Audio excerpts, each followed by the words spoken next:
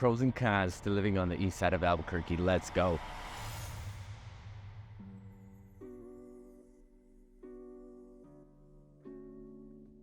If you're looking to move somewhere in Albuquerque where it's luxurious, you got mountains, you got residential, and you got everything pretty much 15 minutes down the street from you, in this video we're going to be going over the pros and cons on living on the east side. And some of these things I've already talked about in the past. Some of these things I just want to bring a new light to them, kind of refresh you guys on why more people are deciding to move to the east side of town, hoping to never cross the river. And my name is Eli, guys. If this is your first time tuning in to the Living in Albuquerque channel, welcome.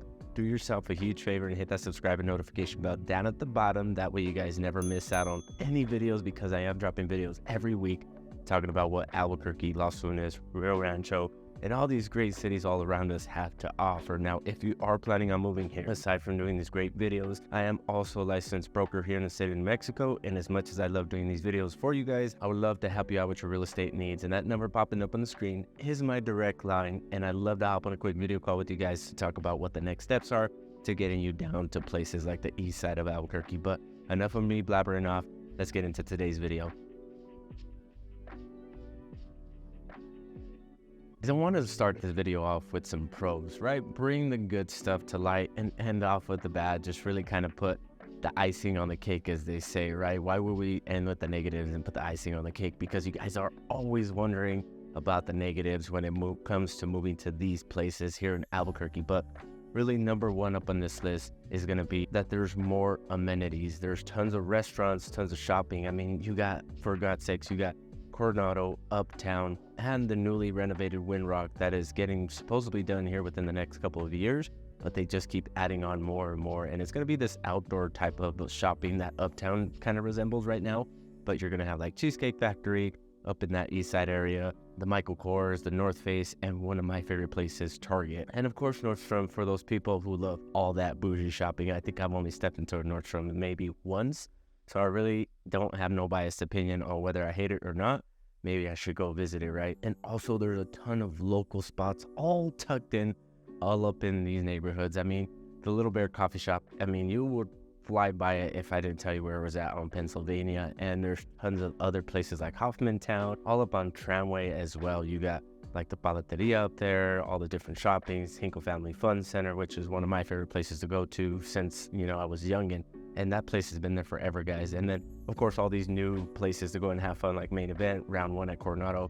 And if you ain't into spending all kinds of money, because some of those places do get expensive, they got tons of parks and tons of things to do outside for you and the kiddos, right?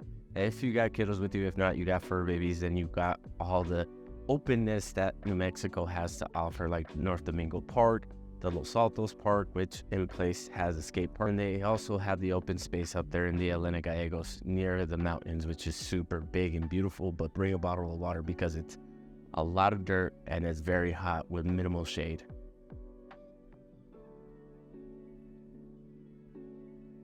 Now, talking about things to do outside and, diversity and all that stuff, number two up on this list is going to be the diversity in living.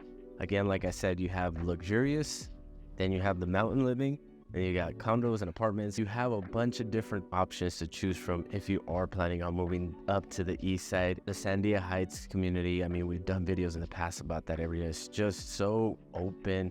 You got the tram right next to you, the Elena Gallegos, and really Tramway is a big open road. It almost acts as a freeway, and having that openness, you can ride your bike even in the bike lane, which is going to be pretty cool. You'll see a ton of people doing it.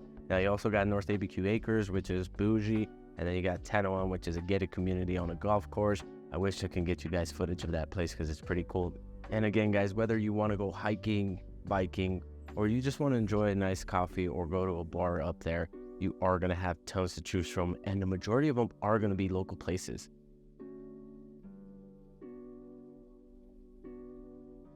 All right, number three up in this list, and the last pro, and that's going to be that you rarely ever have to battle traffic, because on that side, there's more streets that you can just travel through. You don't have to cross the river. And I've talked about that before with you guys, and let you guys know that anytime that you got to cross the river during traffic hour, if you are going west in the evening or you're going east in the morning, you are going to battle traffic. And for the majority of the part, you living on the east side, you're not going to have to deal with that. It's pretty funny that you see one side of the freeway completely empty and the other one is busier than heck. So if you are one that doesn't like to sit in traffic and you don't ever want to be stuck, because again, Albuquerque's built like a grid, right? You always are going to have a way to get home living on the east side. So nothing to fear. Unlike me, I get stuck in traffic all the time just because I do live on the west side, and sometimes I wish I did live on the east side so I didn't have to battle traffic in the morning or in the afternoon, coming from work and coming home from showings and all that stuff, so I can really just get home in time sometimes.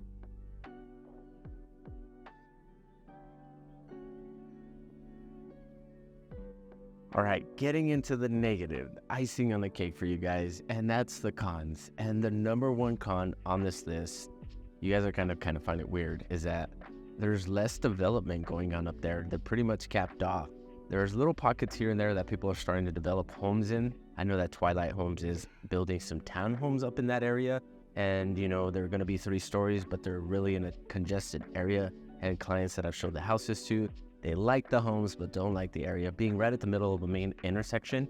And that's just what they tell me. And, you know, I got to be honest with you guys, it does get pretty busy up in there. But really, guys, most of the lots up there that are available are going to be these big parcels of land up there in the North ABQ Acres and the Sandia Heights. And for the majority, you are going to be paying a good amount of money for that piece of land that is undeveloped. No utilities, no nothing. And most of the homes up there back that pricing because they are all mega custom homes.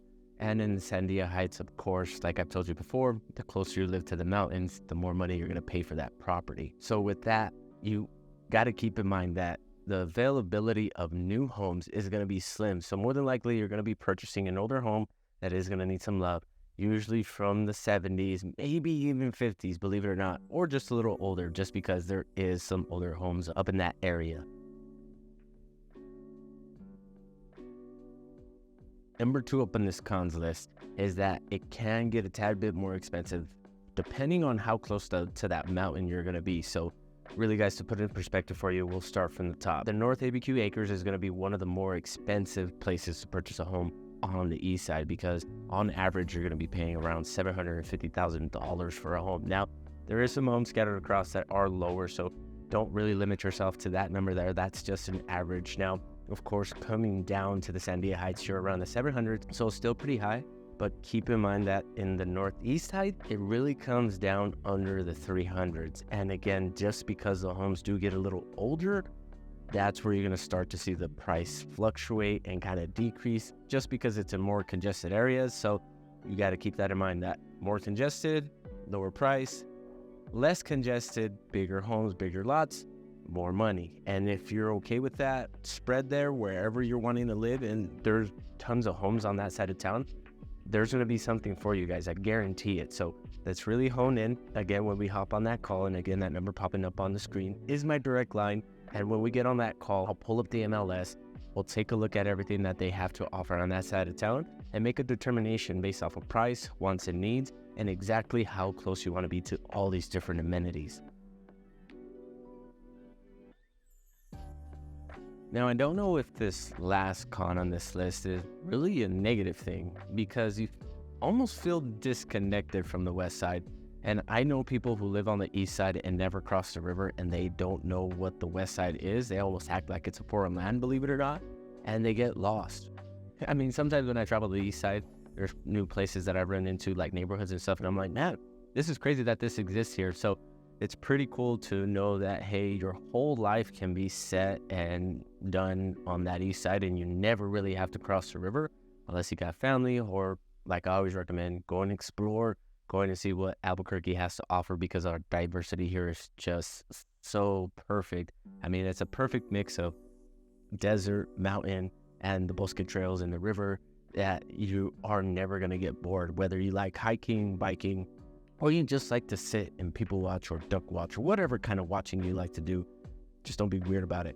You are going to have somewhere to do it, right? And if you are artistic, like a lot of people that move here, if photography is one thing that you like to do, or you like art, I know tons of people that just go and just sit somewhere, take a bunch of amazing photos, or paint an amazing picture. It's pretty cool to see the type of people that move here just for, you know, our environment.